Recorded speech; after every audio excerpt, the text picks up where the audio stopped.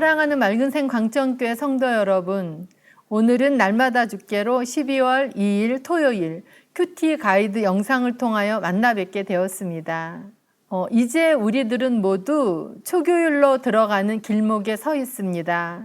제법 두툼해진 차림새 옷을 입은 사람들의 모습을 바라보면서 겨울을 준비하기 위하여 남아있는 앙상한 나뭇가지들을 바라보면서 떨어진 낙엽이 아스팔트 위를 뒹굴어가는 모습을 하염없이 바라보면서 이제 2023년도도 얼마 남지 않았구나, 저물어 가고 있구나 하는 쓸쓸함이 가슴을 스쳐 지나가는 계절인 것 같습니다. 오늘의 말씀으로 큰 은혜가 임하여 성령 충만함으로 성령님들의 마음이 가득 채워가는 시간이 될 수 있기 바랍니다.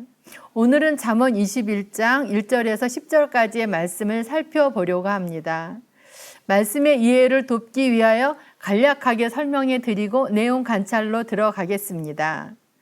저자인 솔로몬은 20장에서 하나님의 진리 가운데 실망하지 말고 오직 선행과 의를 계속적으로 추구해 나가도록 권고하고 있습니다.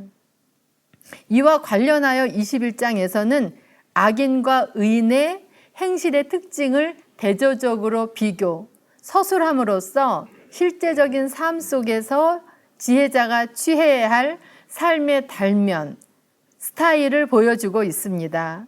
이와 같은 내용을 토대로 하고 있는 21장에서는 악인의 특징을 서술하고 있는 전반부와 지혜자가 추구해야 할 사실들을 구체적으로 진술하고 있는 후반부 등으로 구분할 수 있습니다. 한편 21장의 구조상 하나님을 세상적인 군왕과 비교하여 관련 지음으로써 하나님께서 세상의 군주들보다 더욱 강력한 주권자임을 드러내고 있습니다. 그런데 저자 솔로몬의 이러한 표현은 이미 20장에서 강조된 바 있는데 지상에서의 공의와 정의의 실행자로서의 왕이 결국은 하나님의 지혜를 이 세상에서 펼치는 하나의 도구에 지나지 않음을 알리기 위한 맥락에서 서술된 것이라고 볼 수 있습니다. 이 점을 강조하기 위하여 저자인 솔로몬은 21장 처음 부분과 마지막 부분에서 동일하게 하나님에 관해 언급하고 있는 것입니다. 결국 솔로몬은 하나님의 지혜를 소유한 자가 어떻게 이 세상 속에서 공의를 실천해 나갈 것인지 진술해 나가고 있습니다. 오늘 말씀의 제목은 곧게 인도하실 선하신 하나님입니다. 내용 관찰로 들어가서 1번입니다. 누구의 마음이 여호와의 손에 있습니까? 1절 말씀입니다. 왕의 마음이 여호와의 손에 있음이 마치 본물과 같아서 그가 임으로 인도하시느니라. 왕의 마음은 여호와의 손 안에 있습니다. 한마디로 왕의 결정은 하나님의 통제하에 있다고 하는 것입니다. 1절 상반절은 왕의 결정이 여호와의 통제 아래 있음을 진술하고 있고 하반절에서는 하나님께서 원하시는 대로 왕을 조정하시는 사실을 설명하고 있는 것입니다. 여기에서 특이한 사실은 마음이 수로에 비유되고 있다는 점입니다. 이 비유가 강조하는 바는 농부가 원하는 대로 수로를 통하여 밭에 물을 넣듯이 하나님께서도 그렇게 왕을 다루신다고 하는 것입니다. 왕은 하나님의 대리인 혹은 중개자에 불과할 뿐이라고 하는 것입니다. 2번입니다.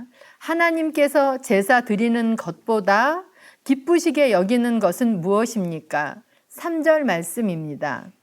공의와 정의를 행하는 것은 제사를 드리는 것보다 여호와께서 기쁘게 여기시느니라. 하나님의 주권이 실현되는 현상으로서 공의와 정의를 들고 있습니다. 3절에서의 공의를 실현하는 행위는 제사보다 더 귀하다고 언급하고 있습니다. 즉 하나님의 백성에게 있어서 제사에 참여한다는 사실이 의로운 삶에 대한 의무를 면제해 주지는 않는다는 것입니다.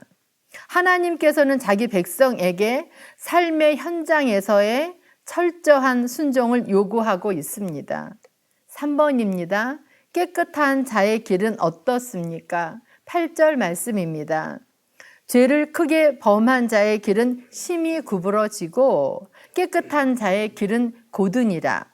깨끗하게 살아가는 사람들은 바른 삶, 고든 길을 걸어가야 됩니다. 깨끗하게 살아가는 사람들의 길은 순조롭고 형통하며 평탄대로와 같은 삶을 살아가게 될 것이며 그 길은 생명으로 인도하는 길이 될 것이기 때문입니다. 우리가 생명의 길을 가기 원한다면 우리는 정의를 행하고 깨끗하게 곧게 바르게 살아가야 합니다. 연구와 묵상 4번입니다. 악인의 죄를 일삼는 이유가 무엇인지 묵상해 봅시다. 7절, 10절 말씀입니다. 악인의 강포는 자기를 소멸하나니 이는 정의를 행하기 싫어함이니라. 악인의 마음은 남의 재앙을 원하나니 그 이웃도 그 앞에서 은혜를 입지 못하느니라. 여기에서 소멸하다의 문자적인 뜻은 질질 끌고 가다인데 이것은 더욱 큰 죄에 빠뜨려 종국에는 징벌을 받게 만든다는 뜻을 암시하고 있습니다. 7절에서는 문자적 의미로 볼 때 범죄나 상황의 수동적 희생물에 대한 언급으로 보아서는 안 되며 공의 행하기를 의도적이며 적극적으로 거절한 사람들임을 밝히고 있습니다.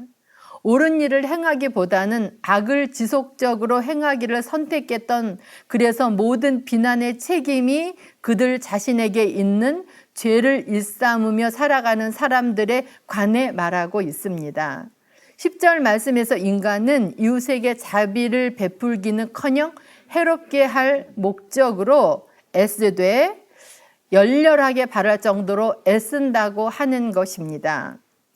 이웃을 해롭게 할 목적으로 악을 애써 도모하는 사람은 예외 없이 자기밖에 모르는 자기만을 생각하는 철저한 이기주의자들이라고 볼 수 있습니다. 삶의 적용 5번입니다. 나의 삶을 주관하시는 분이 하나님이심을 믿습니까? 하나님께서 나를 고든 길로 선하게 인도해 주시길 간구한 대로 실천하는 하루를 보내시는 성도님들 될 수 있기 바랍니다. 기도하겠습니다. 사랑하는 하나님 아버지, 오늘은 잠언 21장의 말씀을 통하여 악인들이나 의인들이 걸어가고 있는 모든 인생의 길이 하나님께 달려 있음을 알게 되었습니다. 악인의 길을 쫓지 않게 하여 주시옵소서. 죄인의 길에 서지 않도록 도와주시옵소서. 오만한 자의 자리에 앉지 않고 오직 여호와의 율법을 즐거워하여 그 율법을 지어로 묵상하여 의인의 길을 걸어서 복이 있는 삶을 살아가는 성도들 될 수 있도록 도와주시옵소서.